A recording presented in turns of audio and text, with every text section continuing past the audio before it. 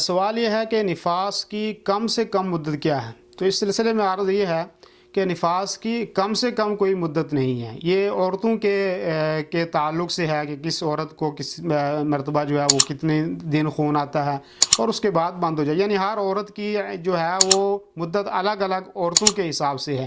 کسی عورت کو 40 دن تک بھی ہو سکتا ہے، کسی کو 10 دن بھی، کسی کو 15 دن بھی. ہر عورت کے الگ الگ حساب سے ہے، لیکن کم سے کم کوئی مدت نہیں ہے. جب بھی وہ عورت جو ہے اس کو خون آنا بند ہو جائے اس کے بعد وہ غسل کرے اور غسل کرنے کے بعد وہ نماز پڑھنا شروع کر دے.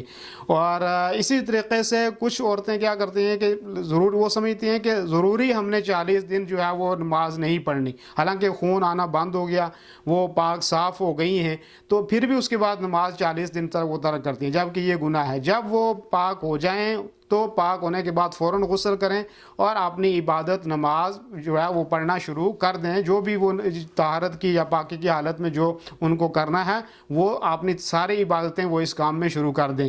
اور اسی طریقے سے کچھ عورتیں ایسا بھی کرتی ہیں کہ مثال کے طور پہ 40 دن ہو گیا ہے، 40 دن ہو گئے ہیں، لیکن 40 دن کے بعد ابھی اور بھی خون ان کو آ رہا ہے، تو پھر بھی وہ نماز چھوڑ دیتی ہے. ایسی بات نہیں، زیادہ سے زیادہ جو مدت ہے وہ 40 ہے. 40 دن پورے ہو گئے، اب اس کے بعد آپ غسل کریں اور غسل کرنے کے بعد آپ اپنی نمازوں کو آپ پڑھنا شروع کر دیں. اور بھی جو دین کے احکام ہیں ان کی پابندی آپ شروع کر دیں، قرآن پڑھنا شروع کر دیں. آپ سے کم کوئی مدت نفاس کی نہیں ہے اور زیادہ سے زیادہ مدت جو ہے وہ 40 دن ہے. اگر 40 دن سے زیادہ بھی خون آتا رہے تو وہ نفاس کا خون نہیں ہوگا، اس میں آپ نماز نہیں چھوڑیں گی، آپ نماز کا جو ہے وہ اہتمام ضروری طور پہ کریں گی.